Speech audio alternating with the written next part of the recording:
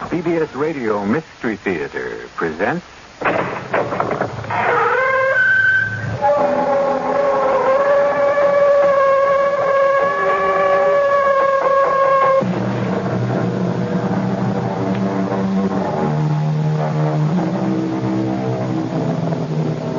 Come in. Welcome. I'm E.G. Marshall. Do you believe in predestination? Are you convinced, as many people are, that the real science of the stars is not astronomy, but astrology? And even if you are not wholly persuaded, do you find that you turn by habit to glance at the daily horoscope in your favorite newspaper? Just supposing, that like Amanda Amherst, sole owner of a chain of newspapers from coast to coast, left to her by her famous husband, that you turned to Ethel Nixon's astrological column for the day and read the following. Scorpio, this is a bad day for you. Your sudden death is imminent. Be sure to put all your affairs in order. You cannot escape the inevitability of the stars. It is a hard prediction to face, but it can only be justified out of what you've done to deserve it. Damn it, are they out of their minds? That shaky little mouse, Ethel, writing a bomb like this. She'll have scared 25,000 people out of their wits, or made us a laughing stock. This is Amanda Amherst. Put me through to the managing editor. Oh, come on. Adam, it's Amanda. I want the presses stopped. Hold all deliveries and do everything you can to get our first run off the stands. Why? Just read Ethel Nixon's column for today and you'll see. I'm on my way down there now, and when I find out what's going on, heads are going to roll, and brother, none of them will be mine.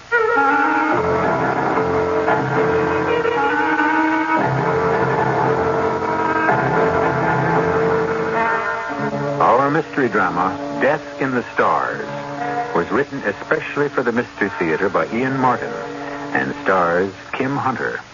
It is sponsored in part by Buick Motor Division and Contact, the 12-hour cold capsule. I'll be back shortly with Act One.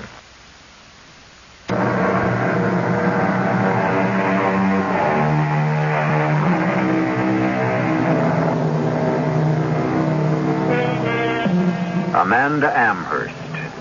Before her marriage to Ralph Amherst, Amanda Hale, the country's most beautiful model. A reigning beauty then. A reigning beauty now. A woman who defies the encroachment of age.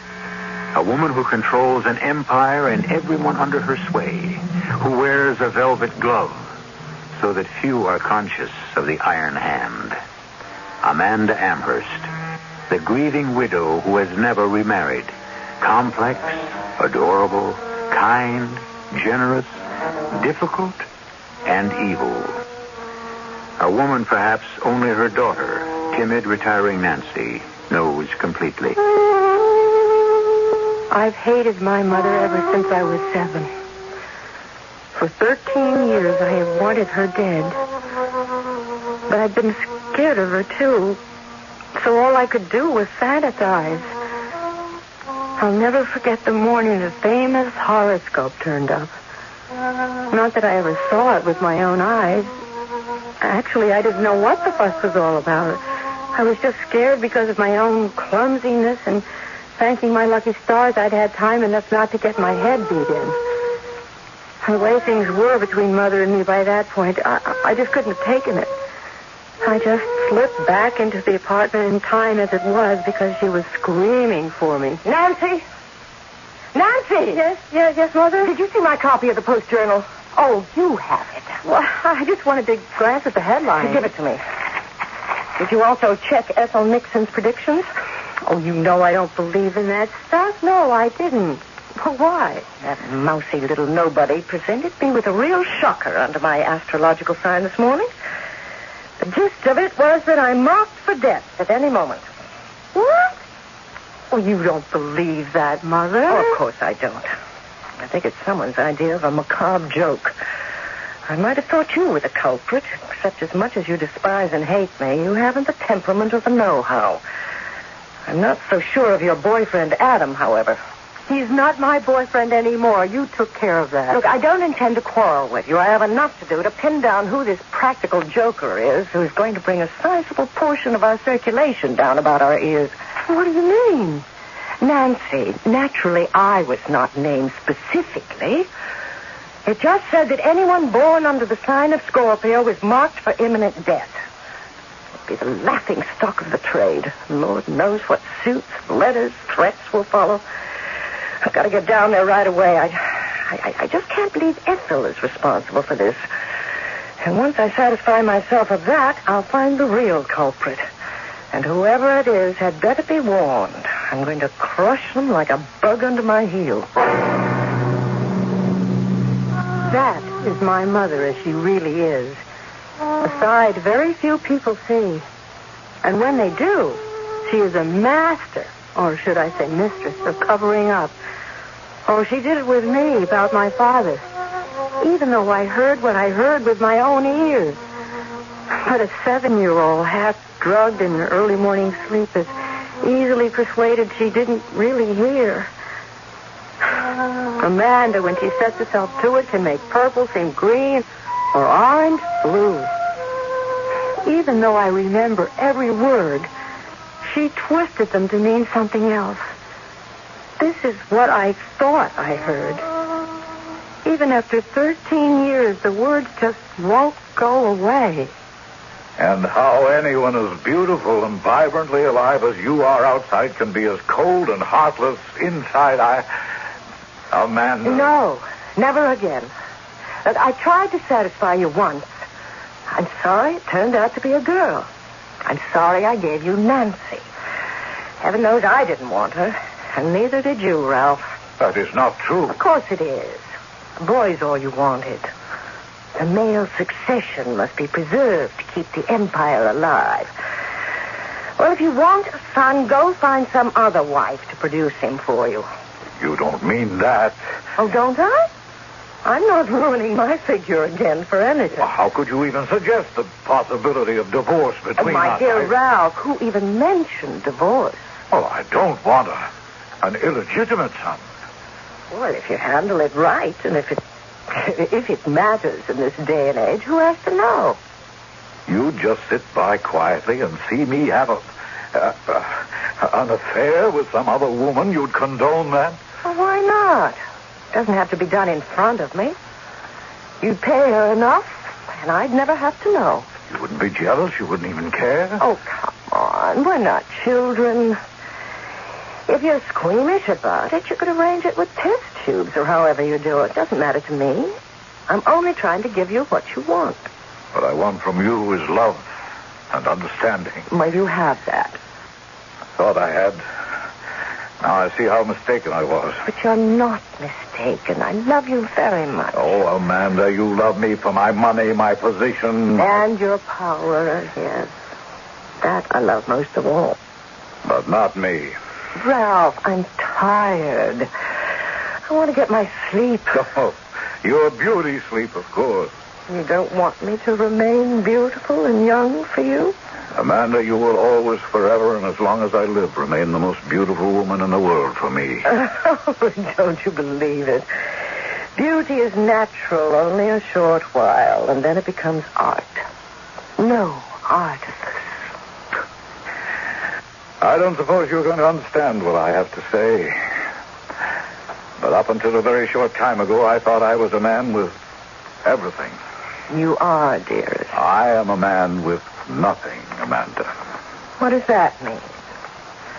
Just because I won't go through another 9 months of being sick and ugly on the chance I'll provide you with a male offspring. If you loved me, you would. Bearing children has nothing to do with love. If you loved me, it could have. You want the child, our child. I don't need your image, Ralph. I have you. Oh, as long as I live, you'll always have me. Now, what does that peculiar tone of voice and tragic inflection mean to suggest? That you don't love me. And I see now that you never really did. Oh, don't be ridiculous. Oh, no. No. I don't intend to be anymore. I lay there shivering in bed. I loved my father so much. And I didn't see how Mother, whom I loved just as much, could hurt him like that.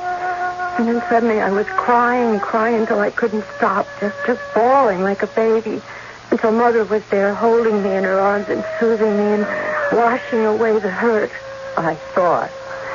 Except that all she was saying was lies, lies, lies. My baby, you just didn't understand.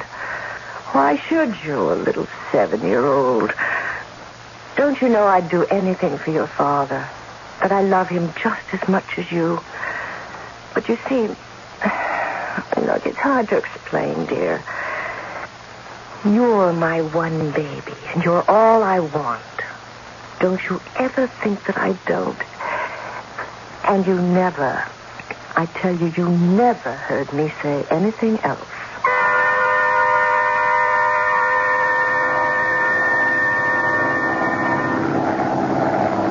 I had found when I wanted to think deeply, flying a plane gave me enough aloneness to find out whose perspective was right or wrong. I suppose being brought up as William Amherst's son spoiled life for me by giving me everything on a silver platter. Then when I took over the colossus of newspapers, radio and TV stations, the apartments in Paris and London, the townhouse in New York, and the great mansion on the Monterey Peninsula, the endless bank accounts, I never had to want for anything. Amanda Blake came along. Then she mattered more to me than anything in life. Until the other thing came up. The son. An heir. For once it seemed I was on the losing side.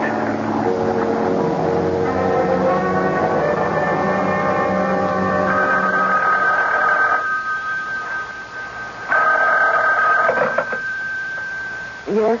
Oh, hello. Is Mr. Amherst there? No, he's not. How did you get this number? It's unlisted. I sort of work for him. I mean, is this Mrs. Amherst? Yes. Oh, gee, I hope I didn't wake you up. Oh, no, of course not. I'm always awake and at my best at 6:15 a.m. Who is this? Oh, well, this is Ethel Nixon, the astrologer, you know. The what? The voice of your tomorrow. It's my column, syndicated in your husband's newspapers, you know. And I've simply got to speak to Mr. Amherst. I mean, your husband. Well, I suppose I can take a message for him. Can you get it to him quickly? Just beg him not to take any airplane flights in the next 2 days. Well, I don't think he's planned to. But why? It would be so complex to explain. He's a Taurus, as I'm sure you know, and a frightening set of coincidences are arising through his ruling house and the ascendancy of his particular star. Oh, dear, it's much too complicated to explain, but he's in terrible danger. That's why I called. In danger? From what? I don't understand. Well, of course, it would be difficult for you, but it is absolutely vital for him not to move out of his own element. Certainly, of all things, not to be in the air or fly. Well, why not? Because it has been revealed to me that it can be disaster for him.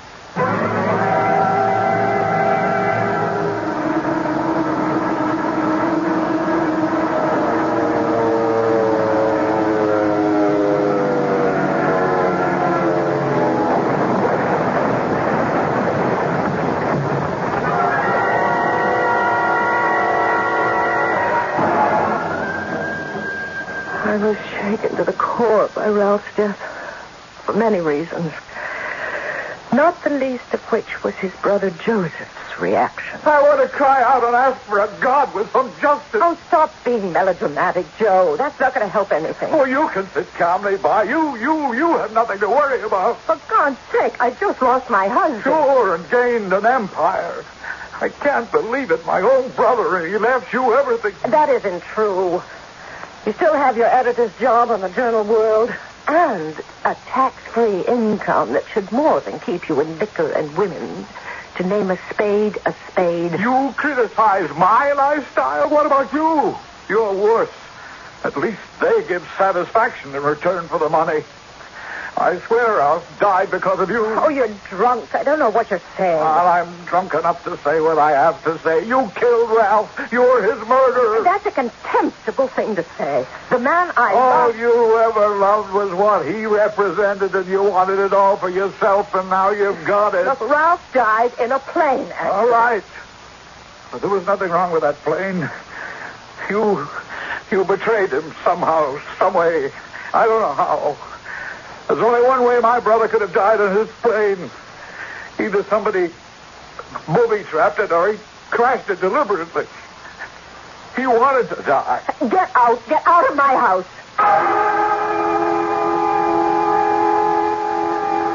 He destroyed me for a little. That drunken, weakling brother, Joe.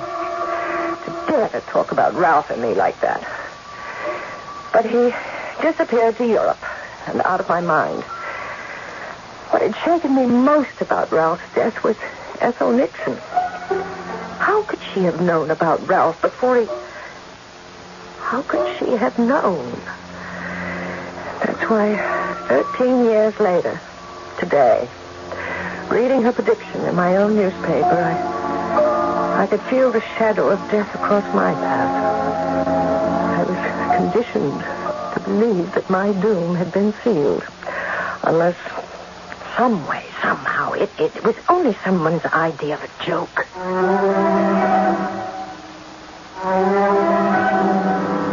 Is there an escape for Amanda Amherst? Is her fate sealed already? Do the stars, wheeling in the heavens, fixed for that infinitesimal moment in time when we, as infants, first cry out that we are alive and born, control another fleeting moment of conjunction which brings us death? I'll return shortly with that, too.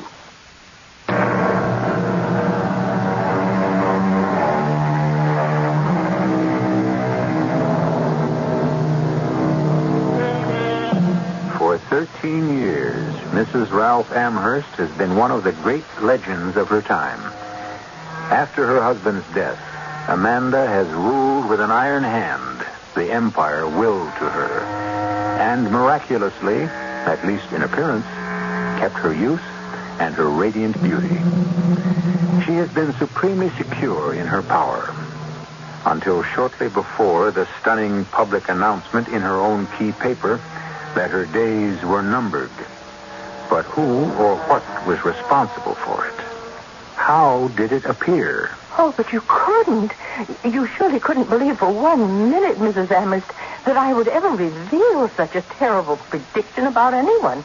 Particularly about you, even if it were true. You did once about my husband, Miss Nixon. And that was true. But that was different. In the first place, I had read it in his horoscope. You haven't read it in mine? Well, look, I'll show you. I can show you a copy of today's paper. Just 2 pages after the editorial.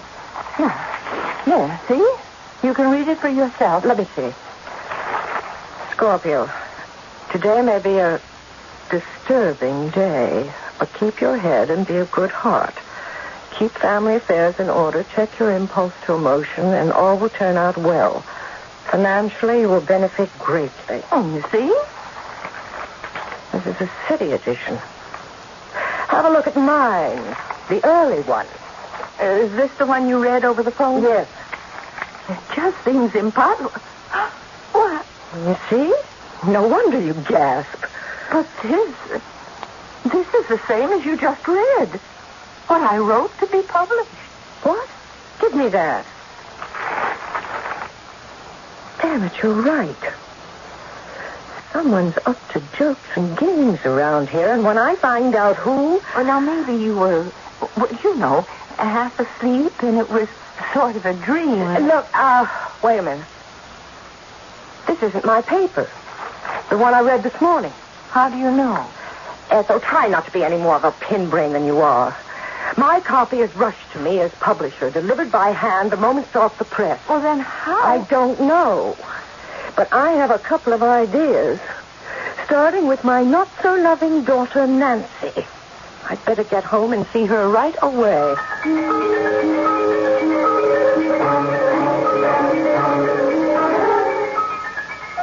I just want to know what you're up to, Nancy. What you're trying to prove. I'm not trying to prove anything, Mother. You admit you switched newspapers on me this morning. I didn't switch them. I told you what happened. Oh, a nice little cock and bull story about spilling coffee and cream over the paper and dumping it into the garbage and tearing downstairs to the drugstore to get a fresh copy. Oh, really? You can do better than that. But it's the truth. Why all the fuss about a little coffee spilled on the morning newspaper? Look, I knew the paper was important to you somehow. I could hear you screaming in the study about something wrong, and you were coming right in to straighten it up, and Well, one edition of a paper is just like another one, isn't it? Except when someone like me is shaky and stupid enough to get it all gummed up with coffee, I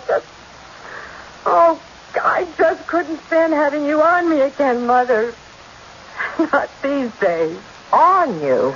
Oh, you know what I mean. I'm so strung out, I just hoped I could avoid any kind of another run-in with you. Strung out? Look, are you and Adam up to some crazy scheme to... What should I say? To get back at me for what wasn't my fault? You can be damn well sure that Adam and I are not up to anything.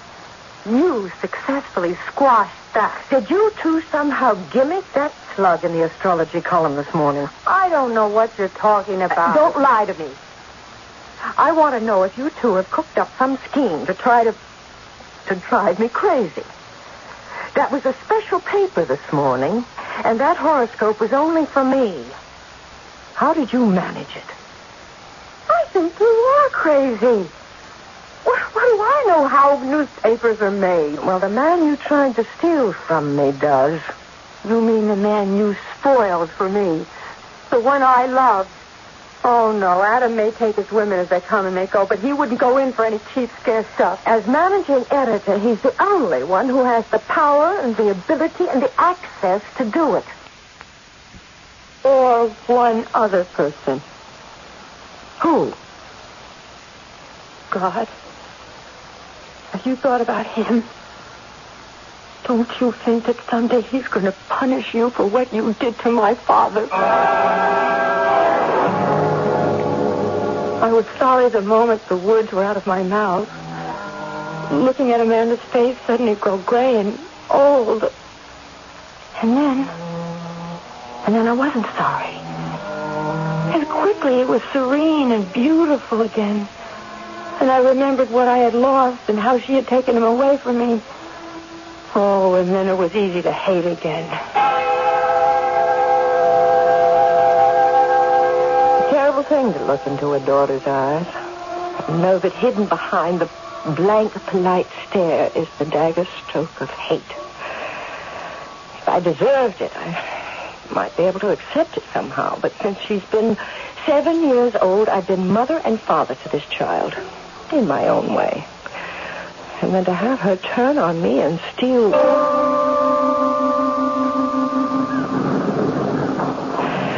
I was never a woman who could live without men.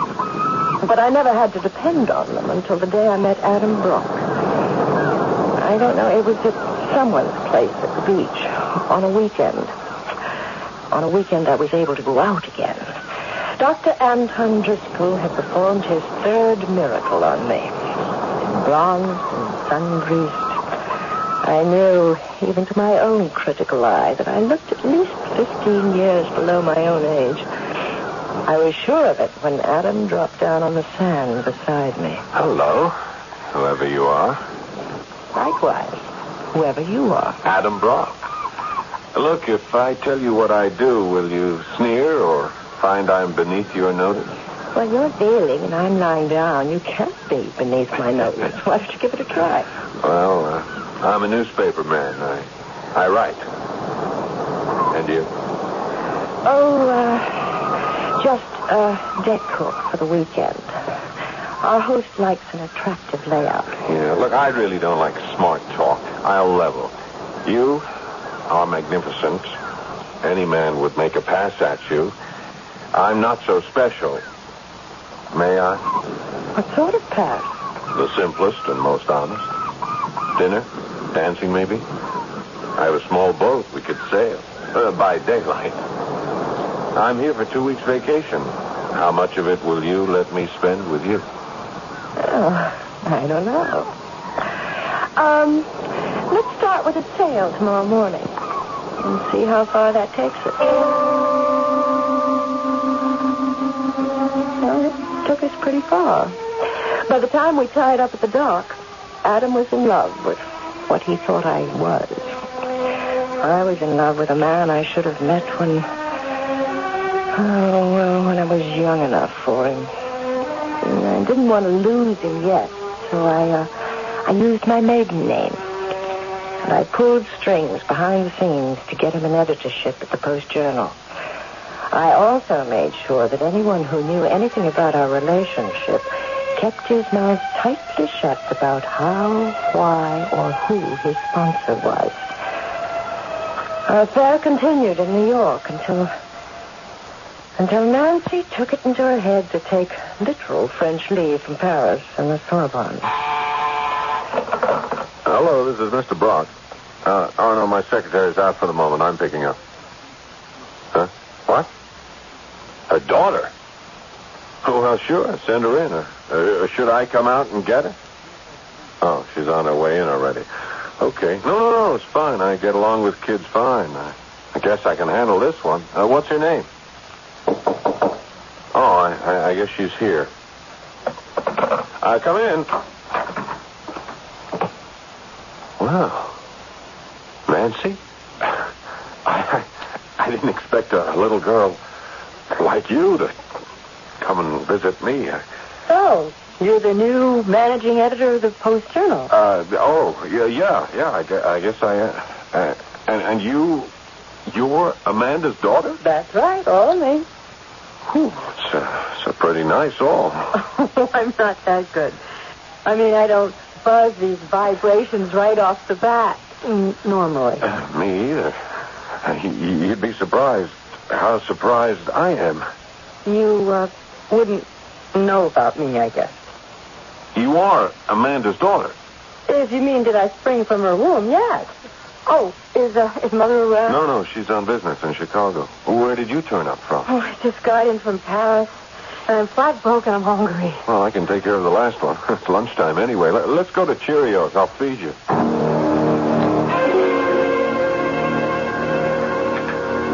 Feel better? Oh, I feel... Oh, I hate to tell you how good I feel. You fed me all right. I'm glad you enjoyed it. Oh, the food was great. But that doesn't matter. I mean, the line you fed me. I just hope you meant it. I didn't think I was feeding you a lie. Oh, if you could have searched through Bartlett's for the perfect quotes, you had them, Adam. And then after knowing you all this long, why should I expect less? By the time we got to this morning, I was his forever. He was the first thing that ever happened to me since dim childhood memories that gave me a lust for life. I was in love. I knew just what I wanted. And the best part of it was I could feel he felt the same. Well, it didn't take Mother long to clobber me. And since I foot the bills, I think I at least deserve some notice when you decide to run out on your responsibilities. Mother, I had Europe up to here. I wanted home. All right. So I let you dump Europe. And I gave you back your green pastures. All I ask is you to stay out of mine. Maybe I'm dumb, Mother, but I'll spell it out. Just leave any mail I have staked out alone. What? You heard me. Lay off Adam. Adam? But he's young enough to... Never mind his age. He's what I want. Adam's been mine for months, Nancy. What shall I say? Escort. Day and night. Bought and paid for. You want to buy used merchandise, Nancy? Particularly one of my second-hand lovers. I knew Adam wasn't mine anymore. My daughter had stolen him from me with the one weapon I didn't possess. Her youth. But if I couldn't have him, she couldn't. Nobody could.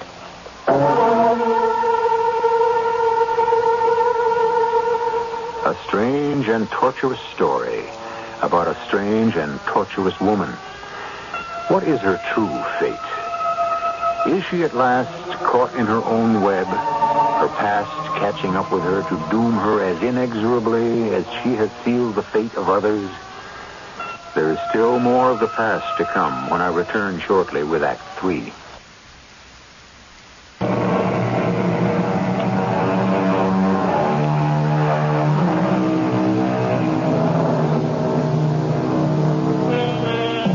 Amanda Amherst, seemingly ageless, wielder of a kind of total power over the destiny of others. Amanda Amherst, a throwback to the feudal queens and kings, absolute and impregnable. Is there any force that can topple this woman from her throne? Was the mysterious prediction that began this story valid in any way, supernatural or natural? Let's go back to Amanda to find out. After Nancy had told me the truth, I decided to take the bull by the horns. I went to Adam's office. I told him not to announce me. I just walked in. Good morning, Adam. Oh, Amanda. Or perhaps now I know just exactly who you are. I should say Mrs. Amherst. Don't be a child. I just recently discovered, where you and I are concerned, that that's approximately what I am. And that's a little below the belt. And there isn't all that difference in years. Well, there has to be, if Nancy really is your daughter. Oh, she is all right. Well, what's the matter with her? She won't answer my phone calls. That butler and those two hulking footmen or bodyguards or whatever they are bar the door like the Secret Service, and I'm informed in no uncertain terms that I am not welcome, and she doesn't want to see me ever again. Now, I want to know what's happened. Well, you might have tried calling me to find out. Thought you were still in Chicago. Look, what were you afraid of, Adam? That I'd cut you off at the knees, take away your nice job. Damn you. Is that what you threatened Nancy with? I didn't threaten Nancy with anything. I simply told her the truth. What? That she'd be making a mistake in marrying you. Does this mean I'm fired? Oh, only from one occupation, Adam. As a managing editor, I still find you perfectly satisfactory. And Nancy? I'll let you answer that question yourself. I'm quite sure she'll never let you near her again.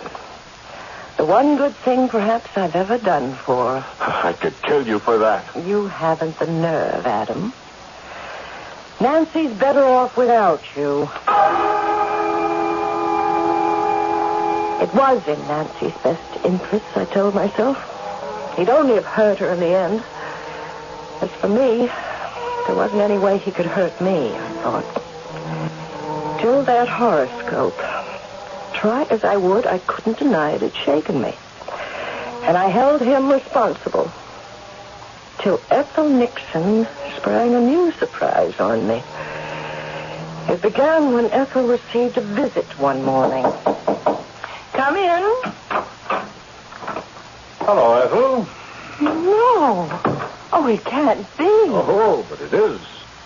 Joseph Amherst, a little changed inside, but in the flesh. Oh, I can't believe it. Oh, it's so good to see you.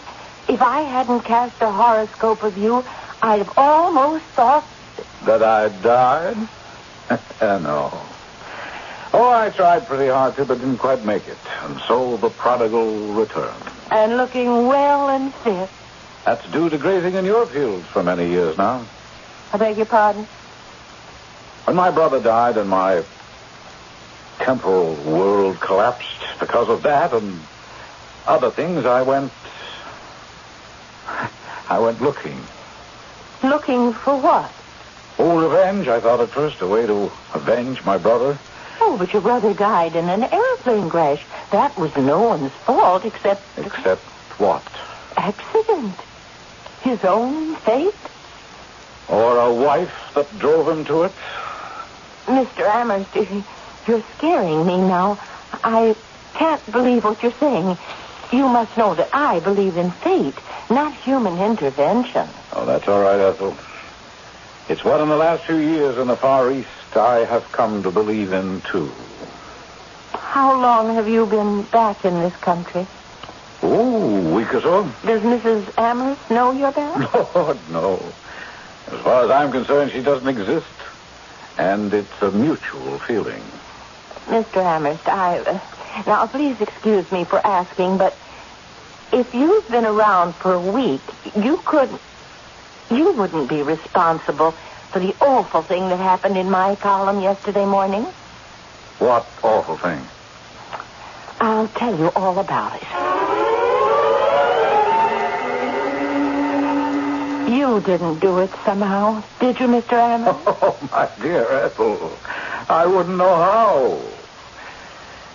But, who else saw this prediction except Amanda? Oh, nobody.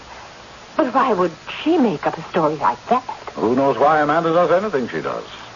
Maybe to have an excuse to fire whoever is managing editor, or... Adam Brock? Oh, he's leaving anyway. Oh, maybe to fire me. Oh, no, I wouldn't worry. I don't think that's the real explanation. I think the only reason Amanda saw what she saw is because the black pigeons are coming home to roost.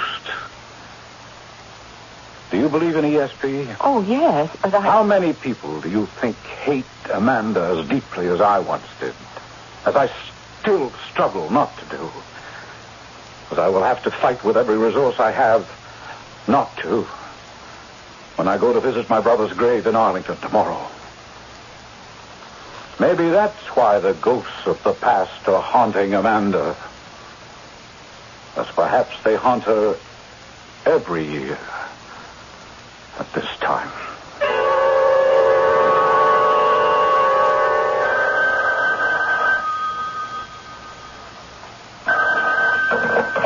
Yes? Mrs. Amherst? It's speaking. It's Ethel Nixon. I just felt I had to call you. I thought I ought to let you know he's back. Oh, who's back? What are you talking about? Joseph Amherst. He turned up at my office this morning. Joe. Well, my esteemed brother-in-law. I thought he must have died by this time. Did he just get back? No, he's been here for a week. And he's been... Well, he said he'd been hanging around the plant. And even though he denies it, I was just wondering... If he's responsible for this ridiculous hoax that's going on? Huh? I wouldn't put it past him. But he really must have lost his mind. Have you seen today's paper? You mean the Post-Journal? Of course I mean the Post-Journal. Your column again, under Scorpio. I suppose you'll deny that you wrote this impossible gibberish. Well, I read it, and it seemed to make sense. I'm sorry. What does it say in your paper? Well, just what I saw in the Star. Read it to me, you fool. Oh, of course. This is a day of traveling for you and meeting up with old acquaintances. It's a day for gathering up all loose ends and finally solving your main problem. A day of achievement and solution. Oh, that means tomorrow, of course. Just what I thought. Now listen to what mine says. This day will never have dawned for you. Today you will have traveled far, and your death and destruction will take place in Vienna. If you have any prayers to make for the hell you have made for others, make them now before you die, and go from Vienna straight to hell. How terrible. But don't let it worry you. Predictions are not like that. I'm not worried. The whole thing is ludicrous. I'm not going to be in Europe, let alone Vienna, for any reason. In fact, after I get a train to Washington, I'm heading in exactly the opposite direction, west, into Virginia, taking Nancy to visit some of my oldest and dearest friends in Winchester, Virginia. Oh, you won't worry, will you? I'll tell you what I will worry about. You make sure this is the end of all this idiocy, or I can promise you, Ethel, you and everybody else necessary will be fired until it stops. I don't like being made a fool of. Nancy, are you ready? I'm not going with you, Mother. Now, don't start anything. The Stokeleys are expecting you, and I can't let them know at the last minute. Besides, we've just time to make the plane. Well, you make it. I'm not going. Why? Because I am getting married, Mother. That is why Adam quit the paper. I came to my senses. He didn't know about me when he knew you. And he didn't know you any better than most people do. What's that supposed to mean? Oh, you look beautiful. And most of the time you're careful to appear to be kind and gracious and gentle. But inside you're hard and merciless and evil. All those years you pretended to be the grieving widow. And the careful hints you dropped about my father and other women, when all the time he loved only you. And you wouldn't even give him the son he wanted. Oh, I couldn't have had another child after you. That's a lie.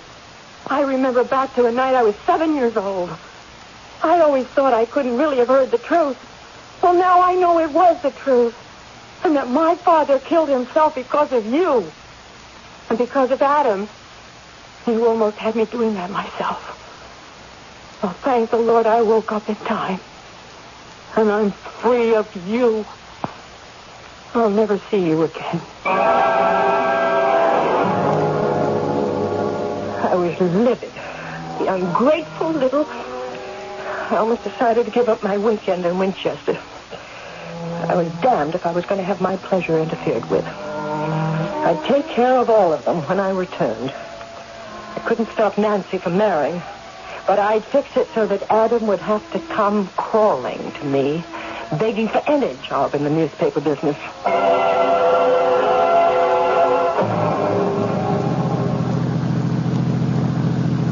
I was still fuming, even after the limousine the Stokeleys had sent to pick me up at Dulles Airport was purring along the road west toward Winchester. I had a sudden thought, remembering for some unearthly reason how close we were to Arlington, and that this was the 13th anniversary of Ralph's death. Let's see, I thought that would be to the south. It was raining, and I rubbed away the condensation to peer out idly. My heart freezing suddenly as the headlights swept a sign by the road saying, "You are now entering the town of Vienna."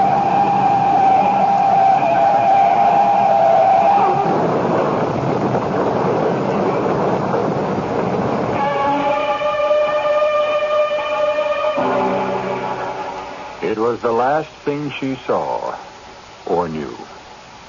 The newspaper story the next day began with the paragraph, Mrs. Ralph Amherst, on her way to Winchester, Virginia, and passing through the small town of Vienna, was hit by a car traveling north.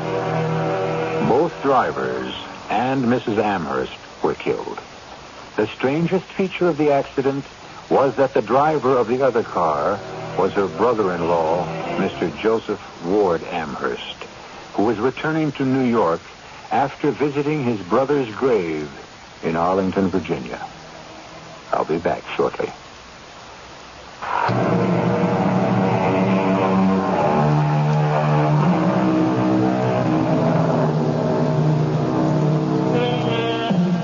Accidental and natural death, or foreordained and supernatural? We'll never know. The paper with the horoscope in it was burned up with Amanda. Joe was dead, and dead men tell no tales. Perhaps we'll just leave it with the quote Joe started, which we'll finish. Though the mills of God grind slowly, yet they grind exceeding small. Though with patience he stands waiting, with exactness grinds he all. Our cast included Kim Hunter, Paul Hecht, Ian Martin, Rosemary Rice, and Mary Jane Higbee. The entire production was under the direction of Himan Brown. And now, a preview of our next sale. Hugh, what are we doing? What is it? It's all over now. It's gone. Let's see what happens. Yeah. Oh, no. The poor Sandy. Just look at him. Ripped to pieces. As if he'd run into the blades of a threshing machine. But what did it? The thing! The damn thing! Oh. What? That's what I call it. The damn thing. First, it did away with my chickens, and then the pigs and the cattle. And now poor Sandy, slashed to pieces. And that's not the end. Only the good Lord knows what the damn thing will destroy next. Or who? Radio Mystery Theater was sponsored in part by Anheuser-Busch Incorporated, brewers of Budweiser. This is E.G. Marshall inviting you to return to our Mystery Theater